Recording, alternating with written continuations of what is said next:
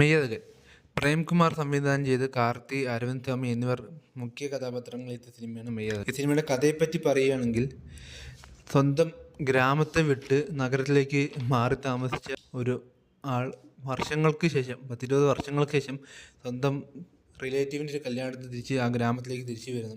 ആ ഒരു യാത്രയും അതിൽ നടക്കുന്ന സംഭവങ്ങളാണ് ഈ സിനിമയിൽ പറയുന്നത്. ഡയറക്റ്റിംഗ് ആൻഡ് ഡയറക്ഷൻ രണ്ടും ചെയ്തിരിക്കുന്ന ഡയറക്ടറായ പ്രേംകുമാർ തന്നെയാണ്. പുള്ളി രണ്ടും വളരെ നന്നായി തന്നെ കൈകാര്യം ചെയ്തിട്ടുണ്ട്. ഒരു സ്ലോ പേസ്ഡായ റൈറ്റിംഗ് ആണ് ഇതിൻ്റെ ഫസ്റ്റ് ഹാഫിലും സെക്കൻഡ് ഹാഫിലും ഉള്ളത്. അതാണ് ഈ സിനിമയ്ക്ക് ആവശ്യം. അത് വളരെ നന്നായി തന്നെ ചെയ്തിട്ടുമുണ്ട്.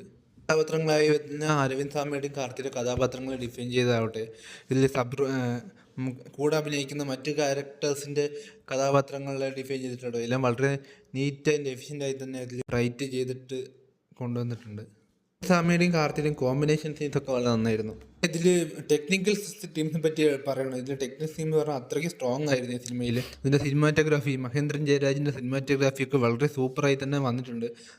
പ്രത്യേകിച്ച് ടോപ്പ് ആംഗിൾ ചില ഷോട്ട്സ്, അവിടെ ചില ജല്ലിക്കെട്ടിൻ്റെ കുറേ സീനൊക്കെ വളരെ സൂപ്പറായി തന്നെ ചെയ്തിട്ടുണ്ട്.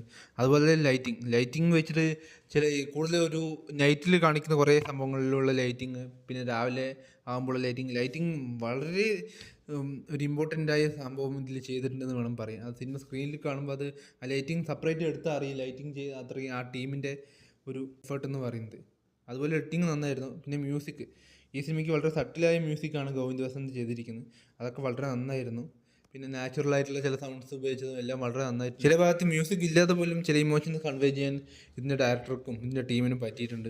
ആക്ടേഴ്സിനും ഉൾപ്പെടെ എല്ലാവർക്കും പറ്റിയിട്ടുണ്ട്. ലൈഫ് സ്റ്റൈലിൽ ഉണ്ടായിരുന്ന 2 ആൾക്കാരുടെ ജീവിതവും അവരുടെ പേഴ്സ്പെക്റ്റീവൊക്കെ വളരെ വെൽ എഫിഷ്യൻ്റായി തന്നെ പറഞ്ഞിട്ടുണ്ട്.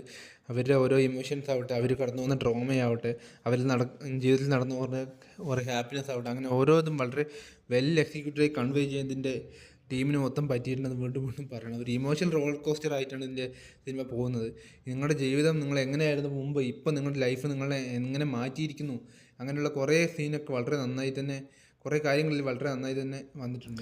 പിന്നെ ഇതിൽ ഒരു കല്യാണമുടെ ഒരു സീനുണ്ട്. അതിൽ അരവിന്ദ് താമയുടെയും പിന്നെ ഓപ്പോസിറ്റ് നിൽക്കുന്ന ഒരു സിസ്റ്റർ ക്യാരക്ടറിൻ്റെയൊക്കെ പെർഫോമൻസ് പറഞ്ഞാൽ എടുത്ത് പറയേണ്ട പെർഫോമൻസാണ്. പ്രത്യേകിച്ച് സിസ്റ്ററിൻ്റെ ക്യാരക്ടറൊക്കെ ആ സീനൊക്കെ വരുമ്പോൾ തിയേറ്ററിൽ ഇമോഷൻസ് കൺവേ ചെയ്തത് പറയാൻ പറ്റില്ല. അത്രയ്ക്ക് സൂപ്പറായിട്ട് ആ ഇമോഷൻസ് കൺവേ ചെയ്യാൻ അതിൽ പറ്റിയിട്ടുണ്ട്. ഹാഫ് കൂടുതലും 2 വ്യക്തികളെ മാത്രമാണ് ഇതിൽ കാണിച്ചു പോകുന്നത് സ്ക്രീനിൽ മൊത്തം.